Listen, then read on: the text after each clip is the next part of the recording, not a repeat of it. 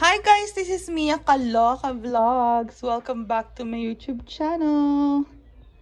Ang gagawin natin today is albaik. Albaik garlic sauce. Matagal kasi kami nagstay sa Saudi Arabia since 1980s. 1985, nandun na kami sa Saudi Arabia ng family ko. So, growing up with Al Baik chicken. Al Baik is like a restaurant sa Saudi Arabia. Tapos sobrang sarap ng kanilang fried chicken. Number 1 talaga siya sa Saudi. And of course, pag number 1 ang chicken mo, may matching ka na garlic sauce. So, syempre, namimiss ko na yung garlic sauce na at walang gumagawa ng garlic sauce na ganun dito sa Philippines. So, after a very, very long time, it took me a lot of research. So, ngayon, gagawa tayo ng garlic sauce. At ito mga ingredients. According sa aking research, kailangan nating i-blender or i-food processor ang ating ingredients. So, meron naman tayo mga ganyang sangkap. Gagawin natin. Yan, later. So, kailangan meron tayong milk. Sa milk, ang kailangan lang natin at least is cup of milk. So, gagamitin natin to measure the cup of milk. Siguro to 3 to 4 cloves of garlic. Ito, pang chop-chop lang naman to ng garlic. Carry na yan. Kailangan din natin muna i-prepare yung cornstarch mixture natin para medyo malapot at ma-absorb yung ingredients. Kailangan mag-incorporate. And of course, kasama dito ang ating oil, which is 1 cup din ng oil. And kailangan natin, syempre, ng lemon. So, yan. Ang garlic sauce ay ating gagawin in a few minutes. Prepare na muna natin ang hot water. Kailangan natin ng hot water para i-dissolve natin ng pure cornstarch. At least yung cornstarch natin is 1 cup.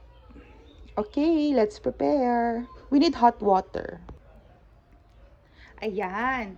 So, okay na siya, guys. Dahil meron na tayong hot water, ilalagay na natin yung ating cream na cornstarch. Paghahaluin lang natin yung ating cornstarch. Siguro gagamit lang tayo ng half nitong maliit na pack na to. Okay.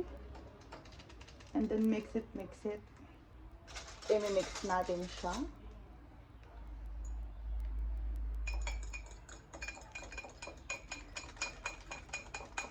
Kasi hot siya kanina. Hot water. And kailangan incorporate natin yan. Aray, mainit. Ayan. Okay, more. Kailangan natin i-dissolve yung ating cornstarch.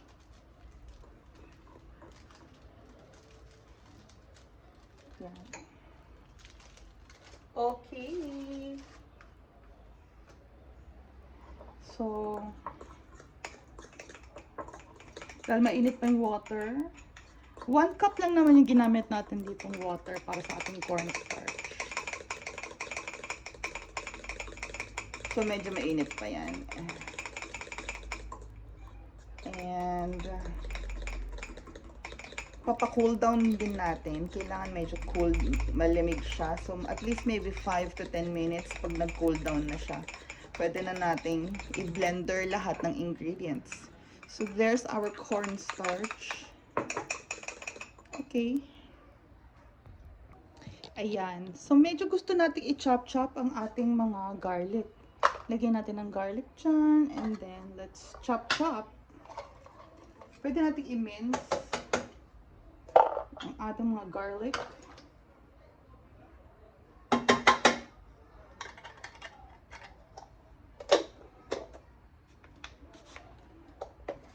So, ayan.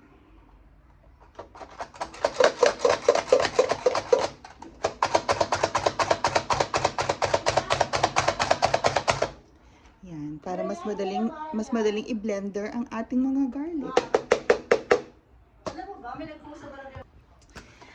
Ayan! So, syempre, malamig na ang ating cornstarch mixture.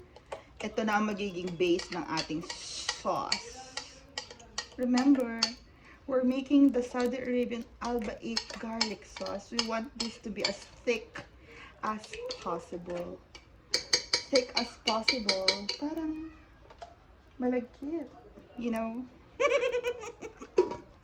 Gusto natin siyang malagkit.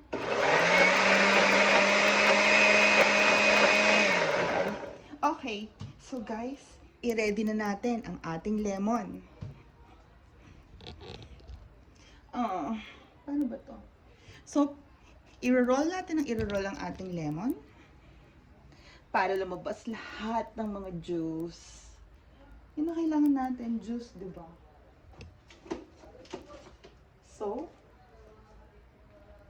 syempre, ang ating garlic, ready na rin siya for mixing later. Don't forget the milk. I-mix na natin siya lahat.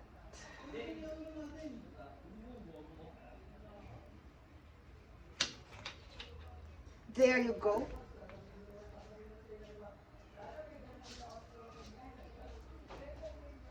Okay guys, ready na tayo. Andiyan na ating mixtures. Yan. So, eto na ha. Meron na tayong milk. Hahalo na natin sa ating blender. Meron na tayong lemon juice at yung oil. So, unahin muna natin ang milk. Yan. Tapos, ihahalo na natin ang lemon juice. Siyempre, gagamit tayo ng salt. Huwag natin kalimutan. We have to use at least, what do you call this?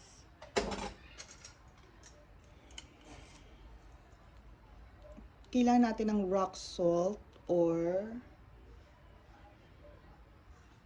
yan. Huwag masyadong maalat kasi sauce natin yan para sa mga fried foods na mga alat. That will be our garlic sauce para sa mga fried foods na mga alat.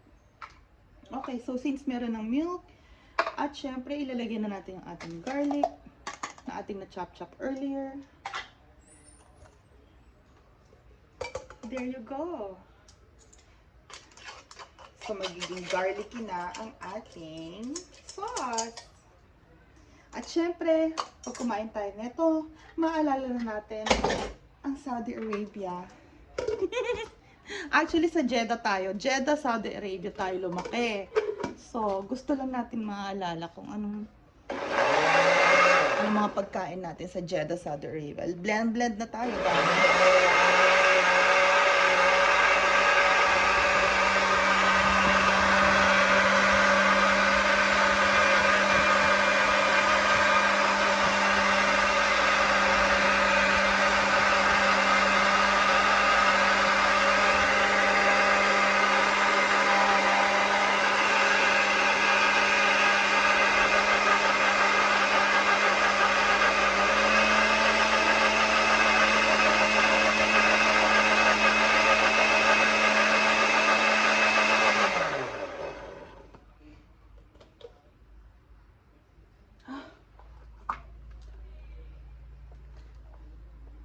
Ayan. So, titikman natin kung medyo garlicky na nga ang ating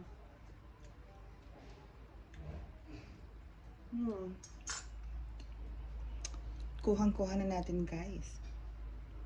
Dadagdagan pa natin ng onting milk yung ating mixture.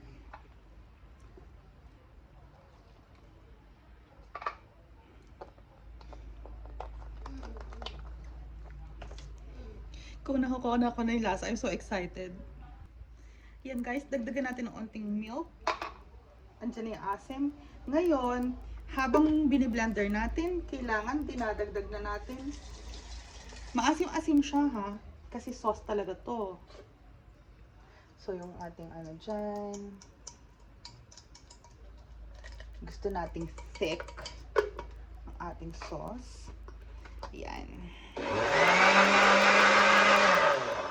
At habang nagbe-blender, idadagdag natin yung oil para mag-emulsify. Yun ang kailangan natin.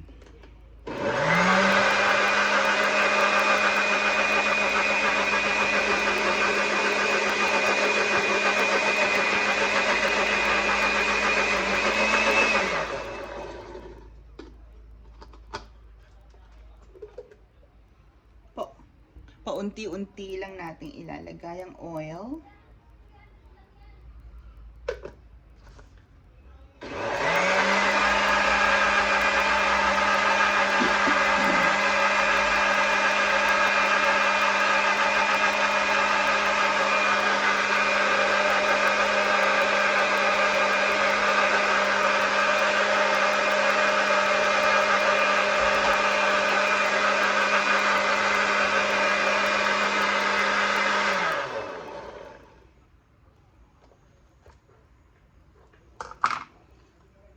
Oil ulit.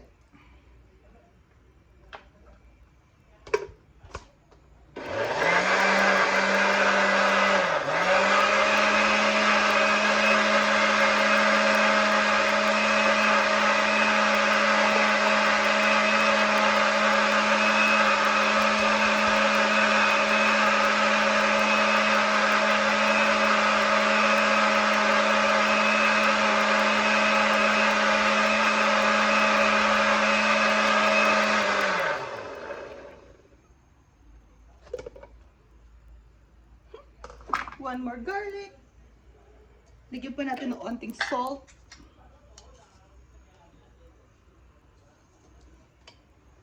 Ayan. Siyempre dito yung face na medyo tinitimplahan na natin siya.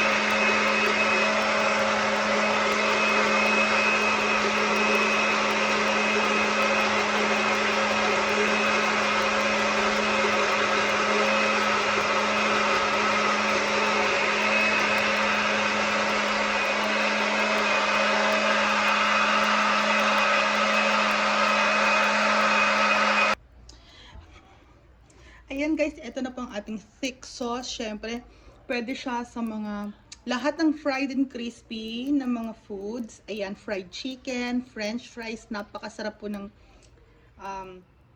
mixture niyan.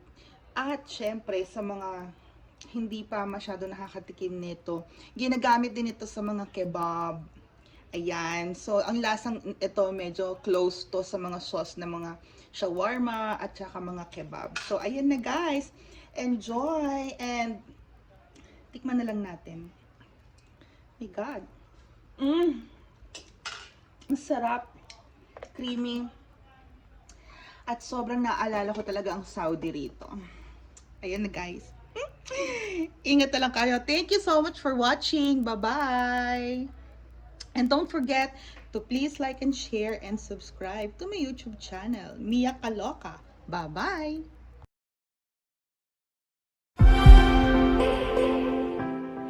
Hello guys, this is Mia Vlogs, and please like and share and subscribe my YouTube channel. Don't forget to subscribe also to the Social Climber Squad, Brand Damage, Trip Niwaet, Scarlet Dark, Bakang Vlogs, Didon Vlogs, Penguin, and the rest of the gang. I love you guys, and we love you all. Mwah.